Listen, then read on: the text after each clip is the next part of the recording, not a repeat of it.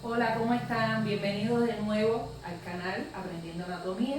Hoy vamos a estrenar una pizarra nueva, mejor para ustedes y para nosotros también. Bien, el tema de hoy es un músculo muy importante, esencial de la respiración que se llama diafragma. Vamos a mostrarle poco a poco una slide para que ustedes puedan ver imágenes, como le habíamos dicho anteriormente, que mirando imágenes se fija la memoria visual. Y al final, entonces, vamos a hacer un resumen de todo lo que ustedes tienen que aprender del diafragma. Primero, recordar el libro de texto, es la Target, página 900 del tomo 2, y las imágenes son del NETE y de la Target, algunos de otros libros de texto, pero vamos a empezar por las generalidades del diafragma. Bien, el diafragma es un músculo ancho, plano, en forma de paracaídas. Es un tabique que se encuentra localizado dividiendo el tórax del abdomen. Fíjense que el diafragma tiene una forma de cúpula o paracaídas, y que si ustedes recuerdan la caja torácica, van a saber, como le había dicho, que la caja torácica por delante tiene el esternón y también tiene los cartílagos costales, a ambos lados las costillas y por detrás las vértebras torácicas. Entonces el diafragma va a estar localizado o insertado en todo el orificio torácico inferior. Pero volviendo a las generalidades, tiene forma de cúpula, es un músculo ancho, plano, que tiene inserción en el orificio torácico inferior, dividiendo el tórax del abdomen, y que su función fundamental es la respiración. Es el músculo por excelencia de la respiración. Todos los demás músculos que se insertan en las costillas son auxiliares. ¿Y qué pasa con este diafragma? Que en el movimiento de la expiración, cuando soltamos el aire, el diafragma se eleva, pero se eleva más del lado izquierdo que del derecho, porque del lado derecho, como está el hígado, por eso es que no se eleva tanto. Entonces, del lado derecho se eleva, lo había dicho al revés, del lado derecho se eleva un poquito más hasta la quinta costilla, porque se presenta el hígado que lo empuja hacia arriba, y del lado izquierdo se eleva hasta la sexta costilla. Eso es el movimiento de la expiración, y el movimiento de la inspiración es lo que hace es descender. Entonces, una de las cosas fundamentales que tiene el diafragma, primero, ya vimos algo de las generalidades, de la forma que tiene, y ahora tenemos que ver sus inserciones y su constitución anatómica. En las inserciones, ¿dónde se va a insertar? Les dije, orificio torácico inferior. ¿Qué es lo que tiene el orificio torácico inferior? Vértebras, costillas, esternón. ¿Y qué parte inferior del esternón? La apófisis sigmoide. En el centro del diafragma se va a localizar su tendón, y ese tendón se llama centro tendinoso. Y por supuesto va a tener muchos forámenes importantes, porque si es un músculo que divide el tórax del abdomen, tiene orificios o tiene foramen, que es lo mismo, donde pasan arterias, venas, nervios, órganos importantes, del tórax al abdomen o del abdomen hacia el tórax. Entonces, si vamos a empezar por las inserciones, vamos a empezar de atrás hacia adelante. Fíjense que vamos a dar todo el recorrido, y si empezamos por detrás, vamos a ver que el diafragma se va a insertar en las vértebras lumbares, pero se va a insertar en forma de pilares. Esas inserciones tendinosas se llaman pilares, y se va a dividir en dos tipos de pilares. Pilares anteriores. ¿Y por qué se llaman anteriores? Porque se encuentran delante de los cuerpos vertebrales de las vértebras lumbares. Y pilares laterales, porque se encuentran laterales a las vértebras lumbares. ¿Qué pasa? Que el pilar derecho es un pilar más largo, porque va a ir desde L1, desde la vértebra L1 hasta la vértebra L3, a veces hasta L4. Y el pilar anterior izquierdo comienza a nivel de L1, L2 y L3, o sea, L2 y a veces L3, es un poquito más corto. ¿Qué es lo que, la importancia que tienen estos pilares? Ahora yo les voy a colocar una imagen que se encuentra en el Latagé. Es una imagen diseñada bastante demostrativa. Fíjense aquí, pilar anterior, derecho, izquierdo, y el pilar anterior más derecho. Estos pilares o tendones van a tener unas fibras musculares que se van a cruzar una con otra y que van a formar hiatos. Y esos hiatos, ¿por qué se llaman hiatos? Hiatos es lo mismo que foramen.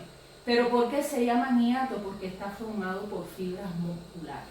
Bien, van a formar el hiato aórtico, por donde pasa la aorta, y el hiato esofágico, por donde pasa el esófago. De los hiatos vamos a hablar después en otra parte donde vamos a ver el contenido de los hiatos. Bien, pilares anteriores de derecho e izquierdo forman los hiatos aórtico y esofágico.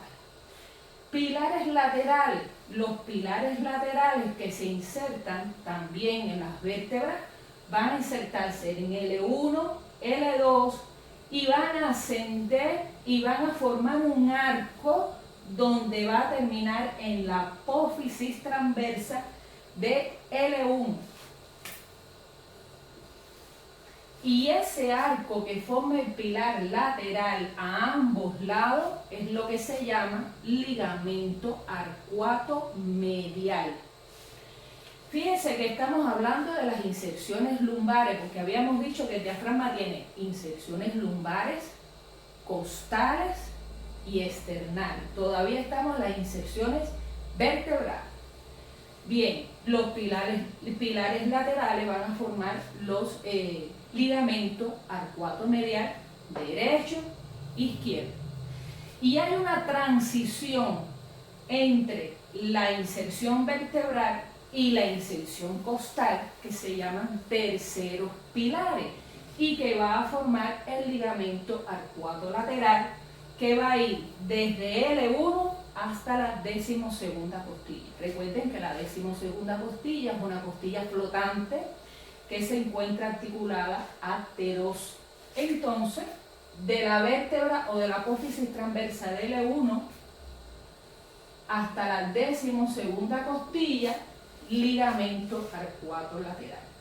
Y ahí terminamos las inserciones lumbares. Después vamos a hacer un resumen de esto. Cuando ya terminan las inserciones lumbares, entonces fíjense que estamos haciendo el recorrido de atrás hacia adelante por el orificio torácico inferior. Entonces comienzan las costillas. Terminamos aquí 12ª costilla, después viene 11ª, 10ª, 9ª, 8ª, 7ª costilla o cartílago costal. Esas inserciones que va a formar el diafragma en las costillas desde la 11ª costilla hasta la 7ª costilla en todo su recorrido son las inserciones costales, que es lo que se llama arcada de Sénac. Resumiendo, ¿qué cosas son las arcadas de Sénac? Todas las inserciones del diafragma en las costillas, desde la 11ª hasta la 7ª costilla. Ya hemos terminado este recorrido. Recuerden que el último cartílago del esternón es el 7º cartílago que después se une con los de las costillas falsas. Y vamos entonces a llegar a la inserción external. ¿Qué es lo que pasa en la inserción external? Que el diafragma se va a insertar en la apófisis sifoide y en el diafragma, pero va a dejar unos espacios que tiene una forma triangular. Vamos a primero explicar esta imagen. Recuerden los planos que ustedes dieron, que son diferentes planos para ustedes mirar las imágenes. Si hacemos un corte transversal y miramos el diafragma de abajo hacia arriba, vértebras lumbares, apófisis sifoide. Fíjense cómo se va insertando el diafragma. Estamos mirando de abajo hacia arriba. Y cuando llega a la apófisis sifoide, va a formar a ambos lados de la apófisis sifoide un pequeño espacio en forma de triángulo. Esta imagen se encuentra en el Latayé. A mí me gusta particularmente porque como me transporta adentro del tórax, estoy viendo el diafragma de adentro hacia afuera. Y entonces vemos cómo él se va insertando en las costillas y cuando llega a la apófisis sifoide estamos viéndolo por dentro, deja estos espacios en forma de triángulo, que ese triángulo se llama triángulo de Larrey, o también se puede llamar triángulo esternocostal. ¿Cuál es la importancia de ese triángulo? Es que por ahí pasan las arterias mamarias o torácicas internas, que son ramas de la subclavia y que va a tener mucha importancia en la vascularización del diafragma. Ya resumiendo todas las inserciones, vimos inserciones lumbares, inserciones costales, inserciones esternales. Cuando ustedes ya tengan eso, entonces tienen que empezar a hablar del centro tendinoso. ¿Cuál es la forma que tiene el centro tendinoso del diafragma? ¿Y qué importancia tiene también? El centro tendinoso del diafragma tiene una forma particular. Ahora estamos viendo el diafragma en un plano transversal, corte transversal, pero lo estamos viendo de arriba hacia abajo.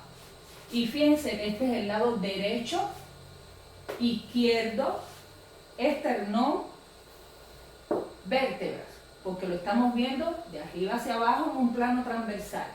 Y el centro tendinoso se describe que parece una hoja de trébol, una hoja de un árbol que tiene ese nombre.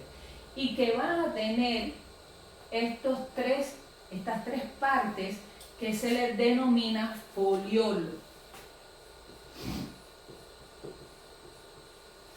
Entonces va a tener un foliolo anterior, un foliolo derecho y un foliolo izquierdo. ¿Cuál es la importancia de esto? Es que entre el foliolo anterior y el derecho, más hacia el derecho, existe un foramen que por ahí va a pasar la vena cava inferior, de abajo hacia arriba. Fíjense que el único foramen que se encuentra localizado en el centro tendinoso es el foramen de la vena cava inferior. Solamente eso. Esa es la importancia del centro tendinoso.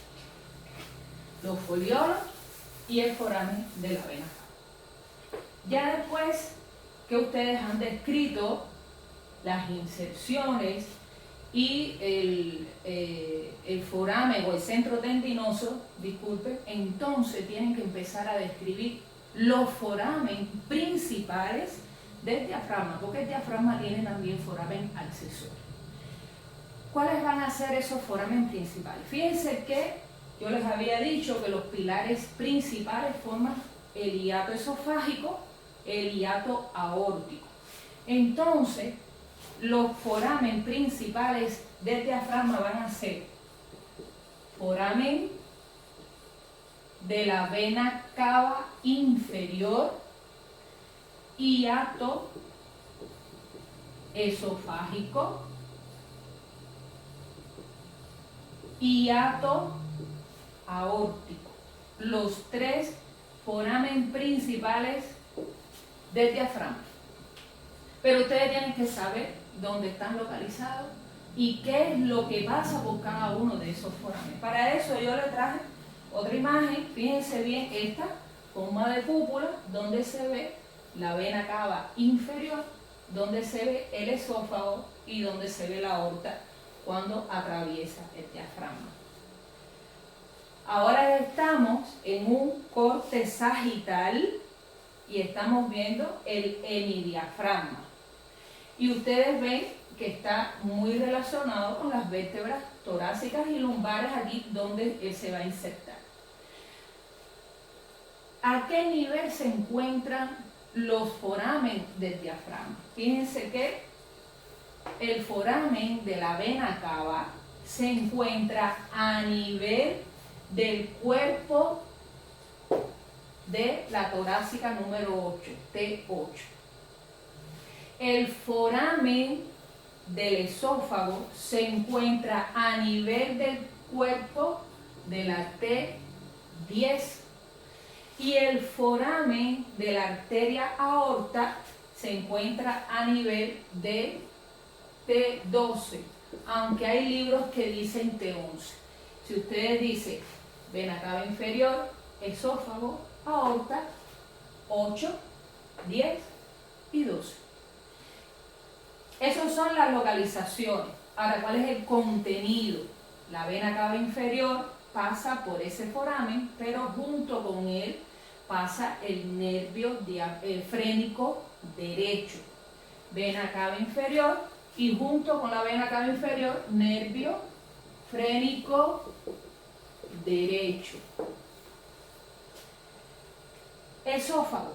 Cuando el esófago pasa por el diafragma, junto con el esófago pasan los nervios vagos, que es el 10º par craneal. Pero ahí tiene una particularidad, que el nervio vago izquierdo pasa por delante y el nervio vago derecho pasa por detrás. Bien, esófago más nervio vago, 10º par craneal, izquierdo por delante, derecho por detrás.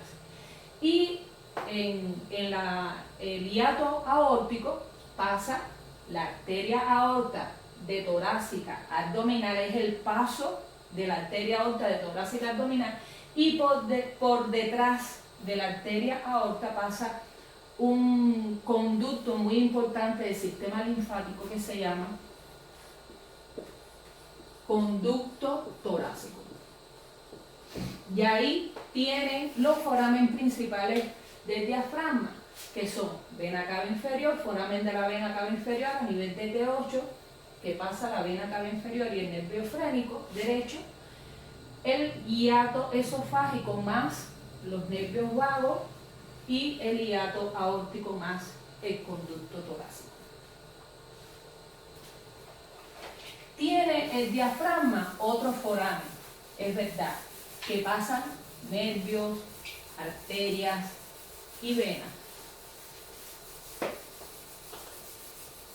Dentro de los foramen accesorios más importantes que tiene el diafragma, les voy a decir dos, que son de unas venas que se forman en el abdomen y que van hacia el tórax para vascularizar diferentes órganos en el tórax. Disculpen, venas no vascularizan, sino reciben el drenaje venoso. Vamos a especificar. Del lado derecho, la vena ácido, y del lado izquierdo, la vena hemiácido, que son foramen accesorios que se forman entre los pilares del lado derecho la ácido y del lado izquierdo la hemiácido, pero que también pasan unos nervios que se llaman nervios esplánicos mayor y menor. Cuando ustedes tienen entonces todos estos elementos del diafragma, tienen que hablar de las relaciones anatómicas. Resumiendo, relaciones anatómicas, que son muchas, ustedes tienen que dividir en torácicas y abdominales, porque el tórax divide el diafragma divide el tórax del abdomen. Entonces existen órganos a ambos lados. Pero recordando que las relaciones anatómicas son todos esos elementos que pueden ser arterias, venas, nervios, órganos que se encuentran localizados alrededor de lo que se está estudiando, vamos a resumir por esta imagen algunas cosas. Primero, si ustedes ya saben el contenido de los foramen del diafragma, ya ahí tienen varias relaciones anatómicas. En las torácicas, fíjense aquí, base de los pulmones, derecho, izquierdo, la pleura pulmonar que recubre a esos pulmones, el corazón, lo que recubre el corazón, pericardio, del corazón, la caja diafragmática del corazón. ¿Qué es lo que viene de arriba hacia abajo que atraviesa el diafragma? El esófago. ¿Qué es lo que atraviesa de arriba hacia abajo en el diafragma? Los nervios frénicos, los nervios vagos. En la parte abdominal, fíjense este órgano tan importante que es el hígado. Mucha relación anatómica tiene esta cara del hígado. El fondo gástrico del estómago. Del lado izquierdo, el vaso, las glándulas suprarrenales, los riñones.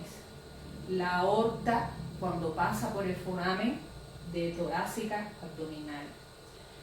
El conducto torácico del abdomen hacia el tórax. La vena ácido, que también se forma en el abdomen. La hemiácido, que se forma en el abdomen y que pasa y atraviesa el diafragma. O sea que ya si ustedes saben todo lo que atraviesa el diafragma y ven la imagen, entonces ya ahí pueden definir las relaciones anatómicas del mismo. La columna vertebral, si se inserta en los cuerpos vertebrales, tiene relación con la columna vertebral, con las costillas, con el esternón, con la apófisis y fuelle, en fin. Ahí pueden resumir bien las relaciones anatómicas. El diafragma va a estar vascularizado por 3 arterias fundamentales, 2 que son ramas de la arteria torácica interna. Recordar que la arteria torácica interna también se le llama arteria mamaria y que es rama de la subclavia. Y estas 2 arterias se llaman pericardiofrénica y musculofrénica. Son las que van a vascularizar el diafragma, más una arteria que es una rama de la aorta abdominal que se llama arteria frénica inferior. Y fíjense que tienen que decir inferior porque la arteria frénica superior la da la aorta torácica. En el caso de la aorta abdominal, lo que da es la arteria frénica inferior que vasculariza al diafragma. Y en la inervación, entonces, fundamental, nervio frénico, es el que va a inervar el diafragma derecho e izquierdo. Es un nervio que está formado por el plexo cervical y que también se ha descrito que los nervios intercostales pueden inervar el diafragma, aunque actualmente eso es un tema que está discutido. Ya después que ustedes vieron todas las características del diafragma, entonces vamos a realizar un pequeño resumen en la pizarra para que ustedes ya se organicen a la hora de estudiar.